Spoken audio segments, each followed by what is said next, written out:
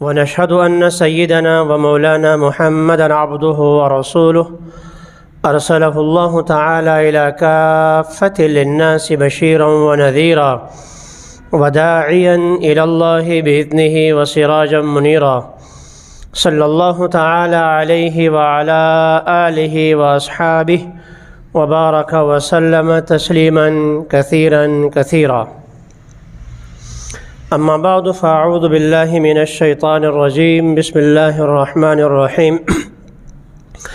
يا أيها الذين آمنوا كتب عليكم الصيام كما كتب على الذين من قبلكم لعلكم تتقون أياما معدودات فمن كان منكم مريضا أو على سفر فعدة من أيام أخر وعلى الذين يطيقونه فدية طعام مسكين.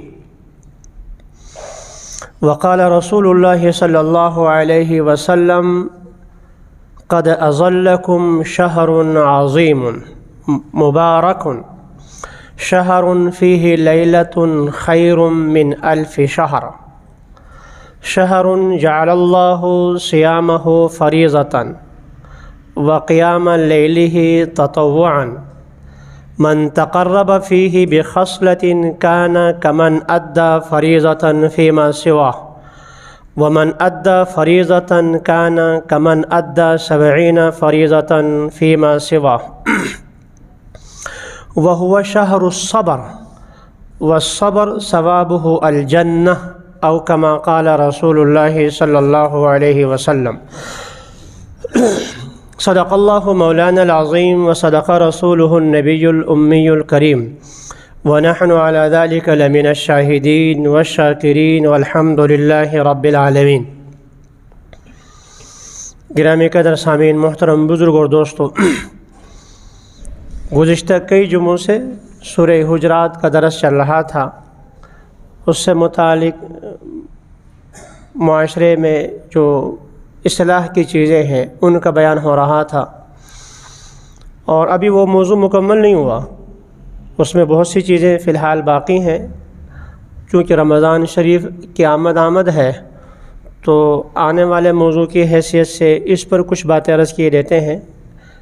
اس رمضان کی فراغت کے بعد اللہ نے چاہا تو سورہ حجرات کا بقیہ موضوع مکمل کریں گے. اللہ ہم سب کو عمل کی توفیق عطا فرما لے.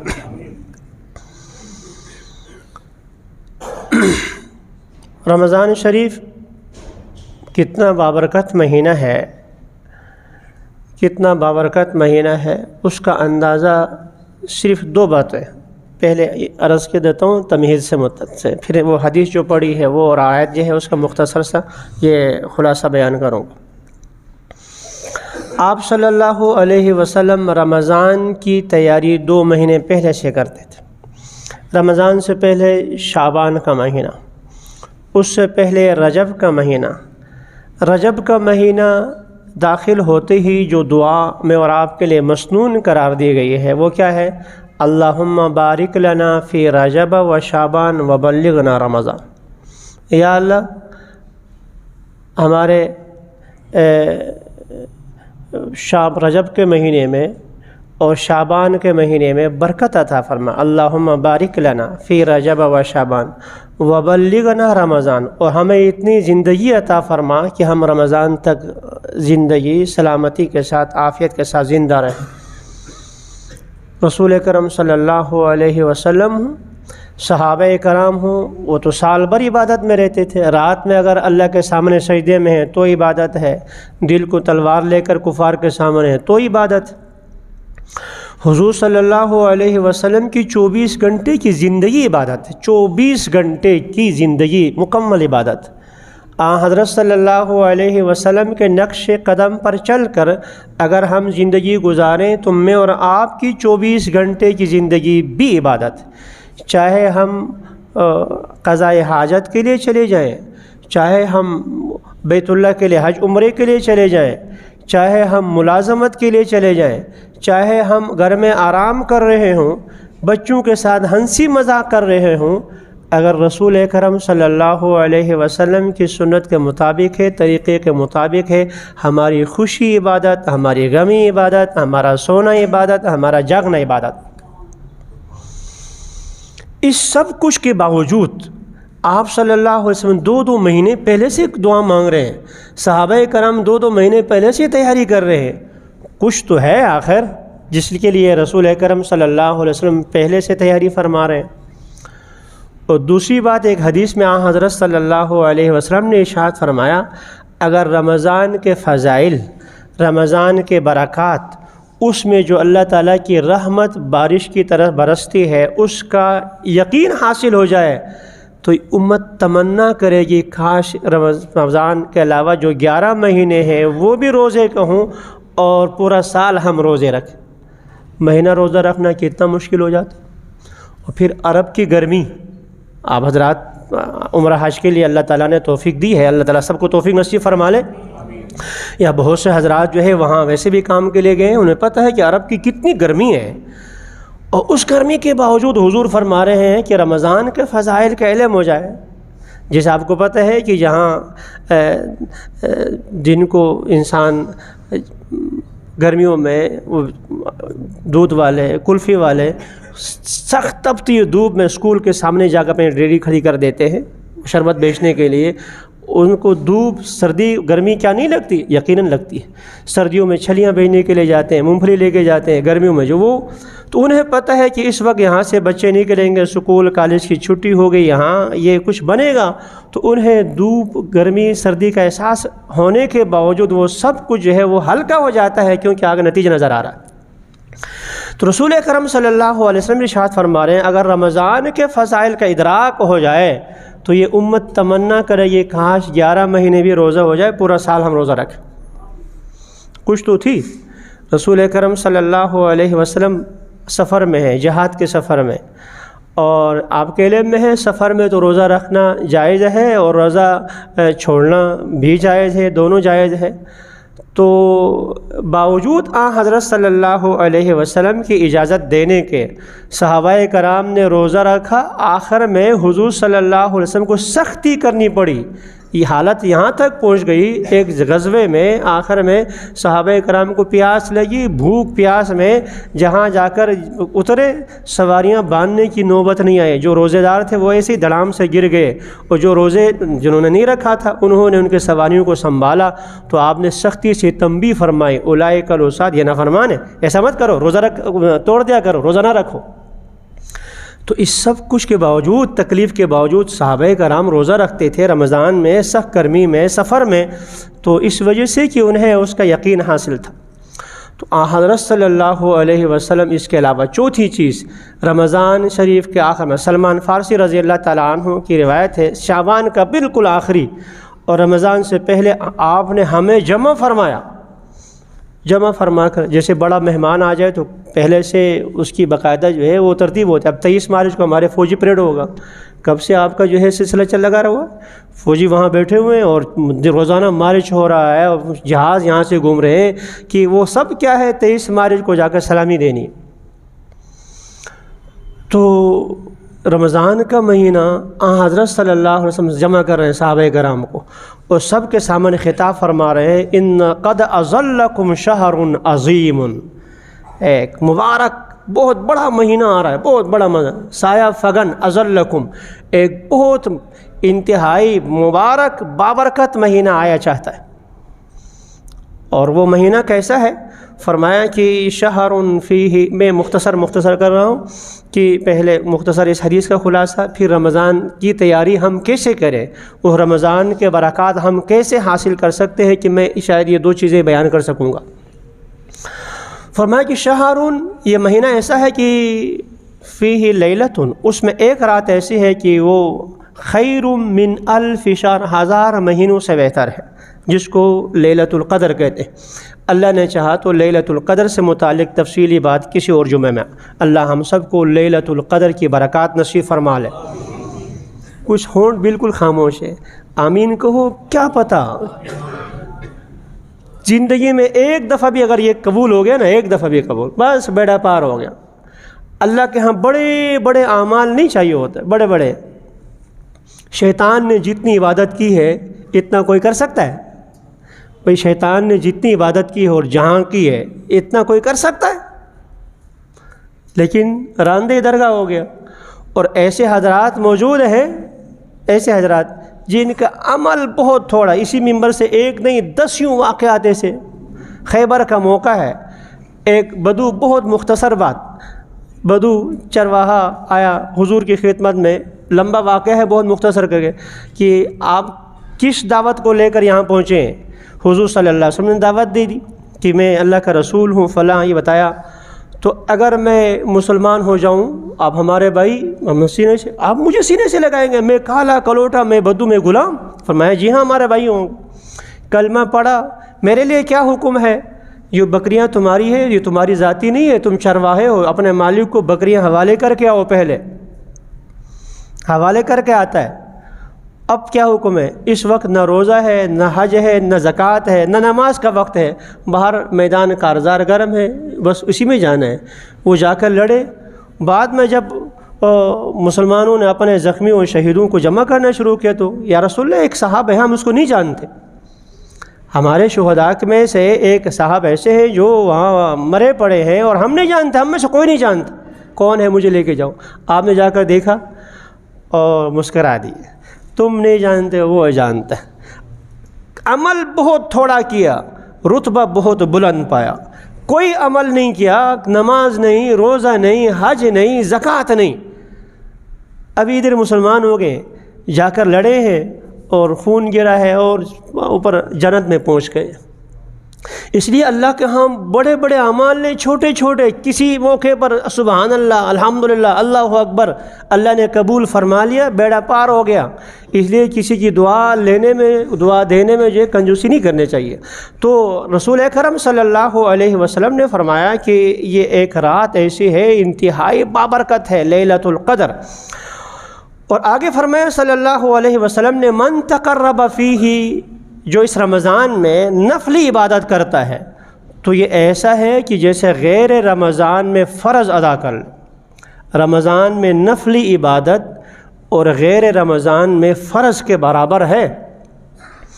حضرت صلی اللہ علیہ وسلم کی ایک حدیث آپ نے فرمایا کہ عمرۃ فی رمضان تعدل حجۃ، رمضان میں عمرہ کرنا حج کے برابر ہے۔ کہاں عمرہ اور کہاں حج؟ لیکن رمضان کی برکت کی وجہ سے حضور نے فرمایا کہ رمضان میں عمرہ حج کے برابر ہے۔ اور ایک حدیث میں تو اگلا جملہ اس سے اور شاندار سا ہے، عمرۃ فی رمضان تعدل حجۃ معی، رمضان میں عمرہ کرنا میں محمد کے ساتھ صلی اللہ علیہ وسلم حج کرنے کے برابر ہے۔ تو یہاں حدیث میں فرمایا کہ رمضان میں نفلی عبادت غیر رمضان میں فرض کے برابر ہے، اور رمضان میں ایک فرض ادا کرنا غیر رمضان میں 70 فرض ادا کرنے کے برابر ہے۔ آگے رسول اکرم صلی اللہ علیہ وسلم نے ارشاد فرمایا کہ وَهُوَ شَهْرُ الصَّبْرِ، یہ مہینہ صبر کا ہے۔ بھوک بھی لگے گی، پیاس بھی لگتی ہے، اور اس کے باوجود گھر میں چلا گیا، بڑا مشکل ہے، ملازمت سے آیا ہے، 6 گھنٹے 8 گھنٹے ڈیوٹی کر کے، مزدوری کر کے گھر پہنچا ہے، اور فریج میں ٹھنڈا پانی کوئی ایک بھی دیکھنے والا موجود سوائے اس کے نہیں ہے، لیکن پھر بھی یہ ٹھنڈا پانی نہیں پیتا۔ وہ جا کر نہاتا ضرور ہے گرمی کم کرنے کے لیے، پیاس بجھانے کے لیے، لیکن فریج کا پڑا ہوا پانی وہ نہیں پیتا، صبر کر رہا ہے۔ تو اس صبر پر کیا ملتا ہے؟ الصبر ثوابہ الجنہ، اس صبر کا ثواب پھر جنت ہی تو ہے۔ یہ اس حدیث کے 2-3 الفاظ، آگے لمبی روایت ہے۔ اب اس کے مقابلے میں ہمیں دیکھنا چاہیے ہم کیا کرتے ہیں۔ کیا ہم رمضان میں اس کا اہتمام کرتے ہیں؟ رسول اکرم صلی اللہ علیہ وسلم جس طرح اہتمام فرماتے تھے، سب سے پہلے فرمایا رسول اکرم صلی اللہ علیہ وسلم، یہ بہت مبارک مہینہ ہے، بابرکت مہینہ ہے، عظیم مہینہ ہے، اور اس عظمت کا تقاضا یہ کہ پہلے سے ہم تیاری کریں۔ پہلے سے تیاری کریں گے تو فوج اگر پہلے سے تیار ہو تو عین موقع پر لڑائی میں آگے جا کر وہ لڑ سکے گی۔ اگر پہلے سے تیاری نہیں ہے، اب ادھر سے جو ہے دشمن حملہ کر رہا ہے، اب یہاں سے جو ہے وہ فوجی مشقیں ہو رہی ہیں، یہ چیزیں نہیں ہوتی، اس وقت تو جا کر حملہ کرنے والی بات ہوتی۔ تو رمضان آنے سے پہلے ہم نے رمضان کی تیاری کرنی ہے۔ رسول اکرم صلی اللہ علیہ وسلم نے جو صحابہ کرام کو خطبہ دیا یہ اسی لیے تھا۔ اب استقبال رمضان، کسی کے استقبال کے لیے مختلف طریقے ہوتے ہیں، فلاں کا صدر آ رہا ہے، فلاں ملک کا فلاں آ رہا ہے، تو ملکی سطح پر اس کے استقبال کے طریقے اور ہوتے ہیں۔ کسی مدرسے میں شیخ الحدیث صاحب تشریف لاتے ہیں بخاری شریف کی آخری حدیث پڑھانے کے لیے، تو اس کے استقبال کا طریقہ کوئی اور ہوتا ہے، طریقے ہیں۔ چھوٹا بچہ گھر میں پیدا ہو گیا، اس کا استقبال کا طریقہ عقیقے کی صورت میں فلاں جو حدیث میں طریقے بتائیں۔ مسجد میں آتے ہیں تحیۃ المسجد پڑھتے ہیں، بیت اللہ چلے جاتے ہیں وہاں آپ طواف کرتے ہیں، بیت اللہ میں وہاں تحیہ طواف ہے، مسجد میں آئے تو تحیۃ الوضو ہے، تو صلاۃ ہے، تحیۃ المسجد ہے، وضو کرتے ہیں تو تحیۃ الوضو ہے، اور کسی مسلمان سے ملتے ہیں تو السلام علیکم ہے، یہ طریقے ہیں۔ تو رمضان کا استقبال کیا ہے؟ تو رمضان کا استقبال یہ ہے کہ آنے سے پہلے سب سے پہلے ہم توبہ استغفار کر کے اپنے آپ کو صاف ستھرا کرتے ہیں۔ حج کے لیے جاتے ہیں، عمرے کے لیے جاتے ہیں، کیا کرتے ہیں؟ نہاتے ہیں، دھوتے ہیں، صاف ستھرا ہو کر یہ لباس اتار کر دوسرا سفید لباس پہنتے ہیں، تاکہ وہ مکے کے مشرک بھی ایسا کرتے تھے نا، وہ بالکل ننگے دڑنگے کرتے تھے کہ وہ کہتے تھے جن کپڑوں میں ہم نے گناہ کیا ہم اس میں طواف کیسے کریں گے، جن کپڑوں میں ہم نے جو گناہ کیا ہم اس میں حج کیسے کریں گے۔ تو وہ ان کی سوچ اگرچہ نیت ٹھیک تھی، یعنی وہ لیکن طریقہ ان کا غلط تھا۔ تو رمضان کا استقبال کا پہلا طریقہ یہ ہے کہ رمضان آنے سے پہلے ہم استغفار کر لیں، توبہ استغفار، دوسروں کے جو حقوق ہیں حقوق العباد ادا کر لیں، قرضے کسی کو دینے وہ ادا کر لیں۔ اور ہمارے ہاں تو یہ ہے کہ قرضہ کسی کو لے، بلکہ قرضے کیا ظلم زیادتی کر کے پیسے لیتے ہیں، وہ آگے سے بیچارے محنتیں کرتا ہے چکر کے بچکر، اور یہ صاحب جو ہے رمضان میں عمرے پہ جا کر بیت اللہ کا چکر لگا رہا ہے۔ جس مسلمان کو تو چکر دے رہا ہے تو بیت اللہ کے چکر سے یہ چکر ختم نہیں ہوتے۔ حقوق العباد پہلے ہے، ان کو ادائیگی کر، لہذا رمضان آنے سے پہلے حقوق العباد سے فراغت حاصل کریں، جس کو دینا ہے دیں۔ اگر کسی سے قرضہ لیا ہے اور ادائیگی میں ابھی مشکل پیش آ رہی ہے، جا کر منت سماجت کر لے کہ میں نے آپ کو دینا تھا مجھے معاف کر لے، میں جلد سے جلد جس طرح ممکن ہو آپ کا قرض ادا کرنے کی کوشش کروں گا، پہلا کام۔ دوسرا یہ ہے رمضان کے مسائل سیکھ۔ کتنے لوگ آ کر ہمیں بعد میں کہتے ہیں کہ میں شروع میں روزے رکھے میں نے، اس وقت مجھے مسائل کا نہیں معلوم تھا، میں ہلکا پھلکا سا تھوڑا سا سگریٹ کا چونکہ نشہ تھا میں تھوڑا سا کر لیا کرتا تھا، تھوڑا سا گھونٹ پانی، بابا تھوڑا سا گھونٹ پانی پی لے یا پورا جگ بھر کا پی لے، روزہ تو ٹوٹ گیا رکھنے کے بعد۔ اور روزہ رکھنے کے بعد روزہ توڑ دے، چاہے مسئلے کا علم ہو یا نہ ہو، کفارہ واجب ہوتا ہے۔ تو جہاں ہم اور چیزوں سے جو ہے بالکل غافل ہیں، تو رمضان کے مسائل، رمضان میں تو رات کے جو تراویح ہے، دن کو روزہ ہے، ان کے مسائل ہم سیکھیں۔ اور آپ کے علم میں اللہ کا شکر ہے ہر مسجد میں اور ہمارے ہاں ہر محلے میں افراد موجود ہیں جو مسائل بتانے والے ہیں اور مفت میں بتاتے ہیں، کوئی فیس آپ سے نہیں لیتے، آ کے پوچھ لیں مسئلے آپ کو بتا دیں گے۔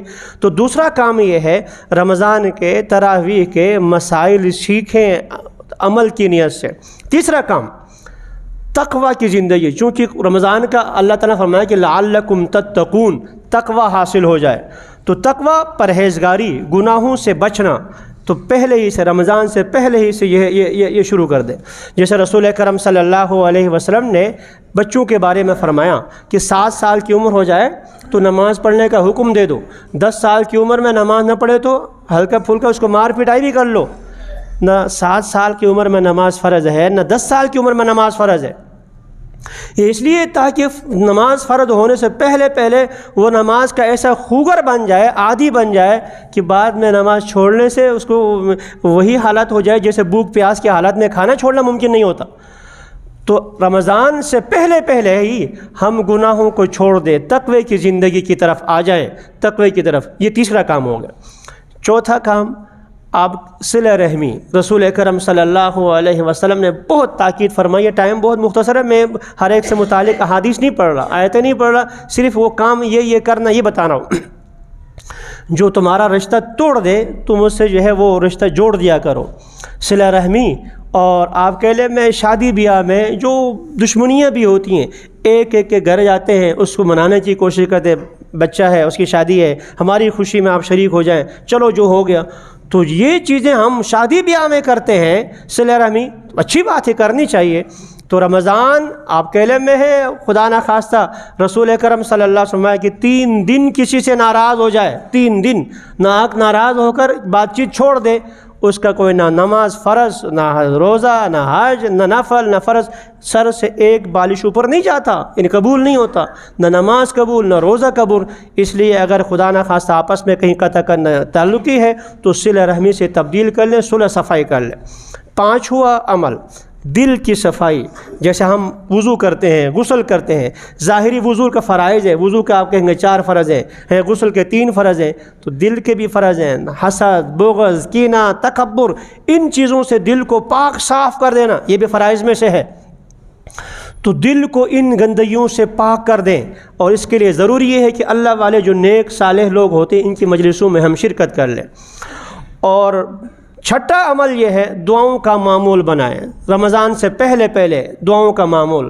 رمضان میں تو رسول کرم صلی اللہ علیہ وسلم نے فرمایا افطار کے موقع پر دعا رد نہیں ہوتی، لیکن چونکہ دعاؤں کا معمول نہیں، ہم بزرگوں کا حال سنتے ہیں تو لکھا ہے، مولانا الیاس رحمۃ اللہ تعالی تبلیغی جماعت والے، وہ جنگل میں جا کر 4 گھنٹے 6 گھنٹے مستقل کہتے دعا مانگتے تھے۔ ہم سے تو ربنا آتنا فی الدنیا کے بعد زیادہ سے زیادہ اپنے کاروبار کے 2-4 لفظ 2 منٹ کے بعد ہمارے الفاظ بھی ختم ہو جاتے، اور اگر موبائل پر کسی سے بات کرنی ہو دوست احباب سے، وہ پھر تو لگے رہتے ہیں، وہ پیکیج ختم ہو جاتے، اور جب اپنے رب سے بات کرنے کی بات آتی ہے تو 2 باتوں کے بعد تیسری بات ہی کوئی نہیں آتی۔ اپنے ایک چیز ذکر کرو اللہ سے، اللہ تعالیٰ سے، یا اللہ آپ نے یہ نعمت دی، یا اللہ یہ نعمت دی، یا اللہ آپ یہ نعمت دی ہے، چھوٹی باتوں کا ذکر کر کے یا اللہ اس کا شکر، آپ نے مجھے انسان بنایا یا اللہ تیرا شکر، آپ نے مجھے مسلمان پیدا کیا یا اللہ تیرا شکر، آپ نے مجھے محمد مصطفیٰ صلی اللہ علیہ وسلم کی امتی بنایا یا اللہ تیرا شکر، مجھے آپ نے مسلمان گھرانے میں پیدا کیا اللہ تیرا شکر، مسلمان ملک میں پیدا کیا اللہ تیرا شکر، یا اللہ آپ نے مجھے یہ نعمتیں، لئن شکرتم لازیدنکم۔ تو یہ باتیں چھوٹی باتیں، آگے پھر اپنی ضروریات، یا اللہ میں نے عرض کیا اسی مجلس میں، اللہ تعالیٰ سے دنیا مانگنا بھی عبادت ہے، اپنے لیے اچھی نوکری مانگو، اپنے اچھے اولاد کے لیے اچھے جو روزگار مانگو، اللہ سے باتیں کرو۔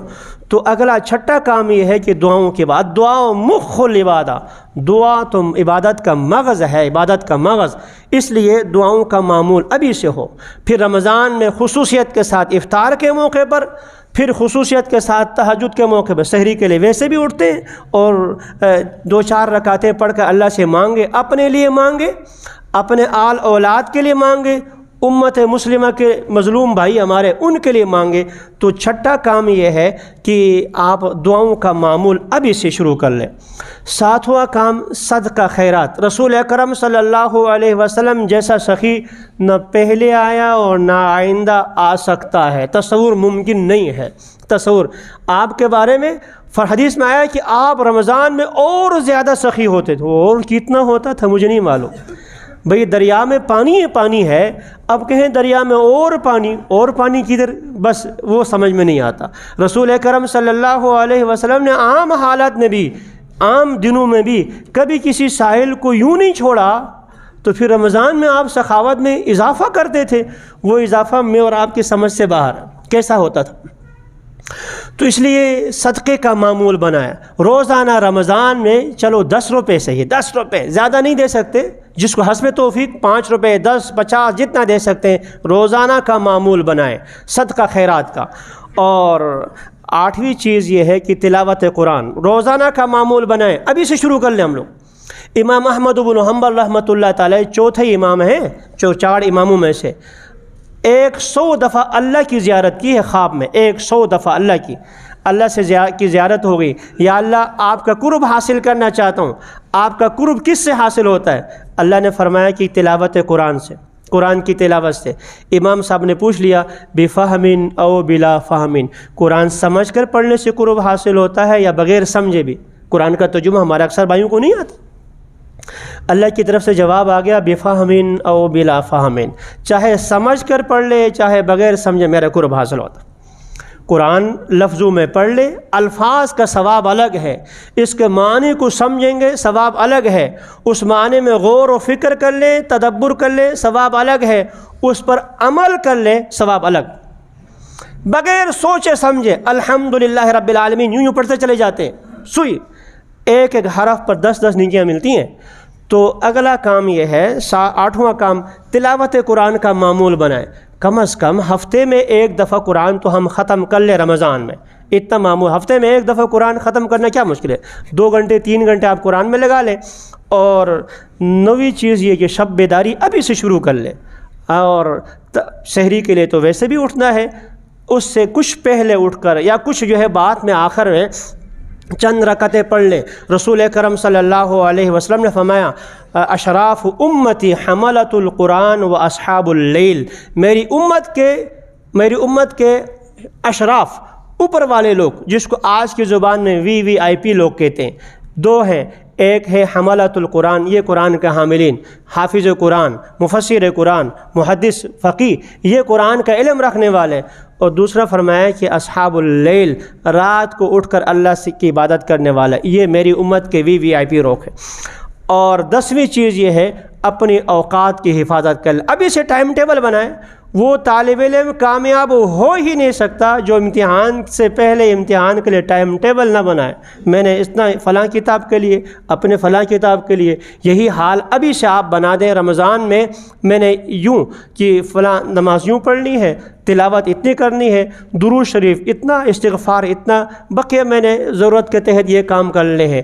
اور سب سے اہم چیز یہ ہے اس مصیبت کا انکار کر دیں جس کو میڈیا کہتے ہیں، وقت ضائع کرنے کے لیے چاہے وہ دینی پروگرام ہی کیوں نہ ہو، سب کچھ چھوڑ چھاڑ کے ختم کر دیں۔ افطار کے موقع پہ ٹی وی لگی ہوئی ہے، اس میں جو ہے دینی پروگرام کے نام سے جو ہے اس میں مرد صاحب بھی ہو، اور وہ دوسرے کو مرد کی مونس مردہ کہہ دوں میں، خواتین کو نہیں کہہ سکتا، عورت تو نہیں کہہ سکتا، وہ عورت تو ہوتی نہیں ہے، مرد کے مذکر کا مونس آخر میں تا لگاتے ہیں نا، تو مرد اور وہ مردہ صاحبہ، مرد صاحب اور مردہ صاحبہ ہوتی ہیں، نعوذ باللہ۔ تو اب یہ روزہ خراب، دن بھر کا روزہ جو ہے اپنی آنکھوں کی بدنگاہی سے وہ خراب کر دیتے، چاہے عالم ہی کیوں نہ ہو، بہترین قسم کا مدرس ہی کیوں نہ ہو، اس موقع پر چاہے حرم کا امام صاحب ہے، اس کا خطبہ سننے کی بجائے آپ اپنے ہاتھ میں تسبیح لے کر استغفر اللہ، اس کا ثواب بہت زیادہ۔ وہ بیان سننا ہے، دن کو سن لے، کسی اور وقت سن لے۔ افطار کے موقع پر، سحری کے موقع پر نہ مفتی تقی عثمانی صاحب کا بیان سنیں، نہ مولانا طارق جمیل صاحب کا بیان سنیں، نہ مولانا فضل الرحمان صاحب کا سنیں، نہ حرم شریف کے امام صاحب کا سنیں، کسی کا نہ سنیں۔ اس موقع پر تم ہو اور تمہارا رب ہو، اللہ ہو، استغفر اللہ ہو، درود شریف ہونا چاہیے۔ چاہے افطار ہے، چاہے وہ سحری ہے، اس موقع پر تم اور تمہارا رب، باقی جو بھی ہے علماء کرام بہت اچھے ہیں، سب ہمارے سروں کے تاج ہیں، لیکن اس موقع پر نہیں، ایسا نہیں ہونا چاہیے۔ تو اپنا یہ سوشل میڈیا، یہ مصیبتیں، یہ موبائل، ان کو کم کر دیں، اور اپنے اور لوازمات اور جو دین دنیا کے کام ہے دنیاوی طور پر، جس کو عام طور پر دنیاوی کہا جاتا ہے، حقیقت میں وہ بھی دنیاوی نہیں ہے اگر دین کے تابع ہوں تو، ان کو بھی جتنا کم کر سکتے ہیں کم کر دیں۔ شاپنگ وغیرہ جو کچھ کرنی ہے رمضان سے پہلے کر لیں، کاروبار اس کے لیے، عید کے لیے کپڑے لانے پہلے لائیں، اور خرچے مرچے پہلے لائیں، تاکہ رمضان میں آپ کا باہر جانا کم ہو۔ جو ملازم طبقہ ہے، آپ کو پتہ ہے کہ تسبیح چھٹی مل جاتی ہے، چھٹی والا کام کر لیں۔ ویسے بھی اگر بیٹھے ہیں تو درود شریف پڑھنے کے لیے، استغفار پڑھنے کے لیے، لا الہ الا اللہ پڑھنے کے لیے کوئی وضو کی ضرورت نہیں ہے، کام کاج کے ساتھ یہ کرتے رہتے ہیں۔ رسول اکرم صلی اللہ علیہ وسلم کی ایک حدیث پڑھ کے ختم کرتا ہوں۔ آپ نے فرمایا کہ رمضان میں 4 چیزیں کثرت سے کرو۔ ایک، لا الہ الا اللہ، یہ پڑھتے جائیں، لا الہ، یہ مستقل جو ہے پڑھیں۔ ایک دوسرا فرمایا کہ استغفار کثرت سے کر لو، اور تیسرا فرمایا کہ جنت کی طلب، جنت کو مجھ سے مانگو، اور چوتھی چیز جہنم سے پناہ مانگو۔ اللہ ہم سب کو جہنم سے محفوظ فرما لے، جنت کا اللہ تعالی ہمیں حقدار بنا دے، کثرت سے استغفار پڑھنے کی توفیق نصیب فرمائے، لا الہ الا اللہ محمد رسول اللہ کے مطابق زندگی گزارنے کے اللہ توفیق عطا فرما لے۔ وآخر دعوانا الحمد للہ رب العالمین۔